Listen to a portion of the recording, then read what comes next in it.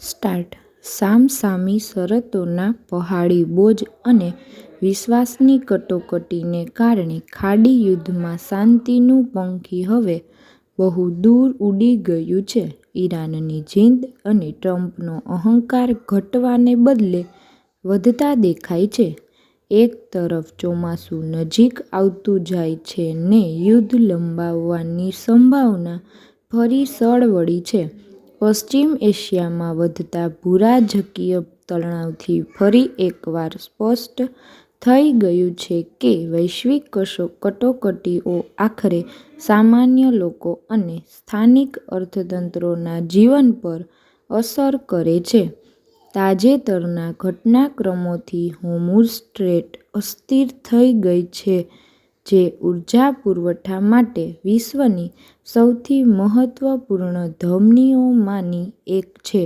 આ દરિયાઈ માર્ગ વિશ્વના લગભગ એક ચતુર્થાંશ ક્રૂડ તેલ અને મોટી માત્રામાં લિક્વિફાઇડ પેટ્રોલિયમ ગેસ (એલપીજી) નું વહન કરે છે. ઊર્જા બજારમાં થતી કોઈપણ અસ્થિરતા ફક્ત પેટ્રોલ અને ડીઝલના ભાવ કરતાં તે ખાતર, પરિવહન અને અંતે કૃષિ ઉત્પાદન પર સીધી અસર કરે છે. આ પરિસ્થિતિ ખાસ કરીને ભારત જેવા દેશો માટે ચિંતાજનક છે, જે ઊર્જા અને ખાતરના કાચા માલ માટે આયાત પર ખૂબ આધાર રાખે છે. પેરેગ્રાફ. અત્યારે ભારતની કૃષિ વ્યવસ્થા એક મહત્વપૂર્ણ તબક્કામાં છે. ભારત એક કૃષિપ્રધાન રાષ્ટ્ર છે, જ્યાં અડધી વસ્તી પ્રત્યક્ષ કે પરોક્ષ રીતે કૃષિ પર નિર્ભર છે. તેથી જો ખાતરનો પુરવઠો ખોરવાઈ જાય અથવા ભાવ વધે છે, તો તેની અસર ફક્ત ખેડૂતો સુધી મર્યાદિત રહેશે નહીં, પરંતુ સમગ્ર ખાદ્ય વ્યવસ્થા અને ગ્રાહક બજાર પર પડશે. ભારતની ખેતીનો મોટો ભાગ ખરીફ પાક પર આધારિત છે.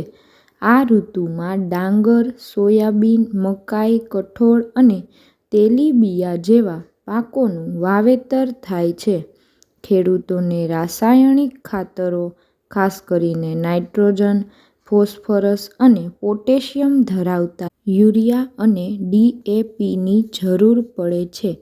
તેમના ઉત્પાદનમાં ઊર્જા અને આયાતી કાચી સામગ્રી મહત્વપૂર્ણ ભૂમિકા ભજવે છે. જો વૈશ્વિક પુરવઠા શૃંખલા ખોરવાઈ જાય અથવા તેલના ભાવમાં તીવ્ર વધારો થાય, તો ખાતરના ખર્ચમાં વધારો થવાની શક્યતા લગભગ નિશ્ચિત છે. પેરેગ્રાફ. વધુમાં, ડીઝલના વધતા ભાવ ખેડૂતો માટે એક મોટો પડકાર બની શકે છે. દેશના ઘણા ભાગોમાં હજુ પણ સિંચાઈ માટે ડીઝલ પંપનો ઉપયોગ થાય છે. ડીઝલના ભાવ વધતા માત્ર સિંચાઈ જ નહીં, પણ ખેડાણ, લણણી અને પરિવહન પણ વધુ ખર્ચાળ બને છે. ખેતી ખર્ચમાં આ વધારો આખરે ખેડૂતોની આવક પર અસર કરે છે અને ઘણીવાર ખાદ્યપદાર્થોના ભાવમાં પ્રતિબિંબિત થાય છે. આ કટોકટી ફક્ત ઉત્પાદન ખર્ચ પૂરતી મર્યાદિત નથી. ભારતની ખાદ્ય વ્યવસ્થા પણ ઘણા મહત્વપૂર્ણ કૃષિ ઉત્પાદનોની આયાત પર આધાર રાખે છે. ખાસ કરીને ખાદ્યતેલ આયાત કરવામાં આવે છે. આંતરરાષ્ટ્રીય બજારમાં અસ્થિરતા આ ચીજવસ્તુઓની ઉપલબ્ધિ અને ભાવ બંનેને અસર કરી શકે છે. સ્થાનિક ઉત્પાદનને મજબૂત બનાવવું અને આત્મનિર્ભરતા તરફ આગળ વધવું આજે પહેલાં કરતાં વધુ જરૂરી છે. પેરેગ્રાફ. યાદ કરો કે 2021માં શ્રીલંકાએ રાસાયણિક ખાતરો અને જંતુનાશકોથી મુક્ત થવાની કોશિશમાં પૂરતી તૈયારી વિના અચાનક રાસાયણિક ખાતરો પર પ્રતિબંધ મૂકવાનો ખતરનાક નિર્ણય લીધો. આ નિર્ણયના પરિણામે કૃષિ ઉત્પાદનમાં તીવ્ર ઘટાડો થયો, ખેડૂતોની આવકમાં ઘટાડો થયો અને દેશને ગંભીર ખાદ્ય સંકટનો સામનો કરવો પડ્યો.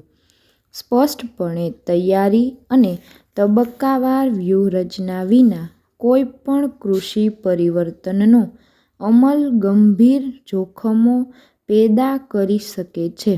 આજે ભારત માટે પડકાર એ છે કે આ વૈશ્વિક કટોકટીને માત્ર એક ખતરા તરીકે નહીં પરંતુ કૃષિ પ્રણાલીને વધુ ટકાઉ અને આત્મનિર્ભર બનાવવાની તક તરીકે પણ જોવામાં આવે છે. પહેલું પગલું ખેડૂતોને વાસ્તવિક પરિસ્થિતિ વિશે માહિતગાર કરવાનું હોવું જોઈએ. ઘણીવાર કટોકટીના સમયમાં સૌથી મોટી સમસ્યા માહિતીનો અભાવ હોય છે. જો ખેડૂતોને સમયસર જાણ કરવામાં આવે કે ખાતરની ઉપલબ્ધિ મર્યાદિત હોઈ શકે છે અથવા તેમના ભાવ વધી શકે છે, તો તેઓ તેમના પાક આયોજન અને પોષણ વ્યવસ્થાપનને તે મુજબ ગોઠવી શકે. પેરેગ્રાફ. બીજું મહત્વનું પગલું ખાતરોના વિવેકપૂર્ણ અને સંતુલિત ઉપયોગને પ્રોત્સાહન આપવાનું છે. ખેડૂતો ઘણીવાર પરંપરા અથવા સલાહના અભાવે વધુ પડતા રાસાયણિક ખાતરોનો ઉપયોગ કરે છે. વૈજ્ઞાનિક માટી પરીક્ષણ, સંતુલિત પોષણ અને કાર્બનિક વિકલ્પોને પ્રોત્સાહન આપવાથી ખાતરોની માંગ ઘટાડી શકાય છે. ત્રીજું અને સૌથી મહત્વપૂર્ણ પગલું એ છે કે સ્થાનિક સંસાધનો પર આધારિત ખાતર પ્રણાલીઓને મજબૂત બનાવવી.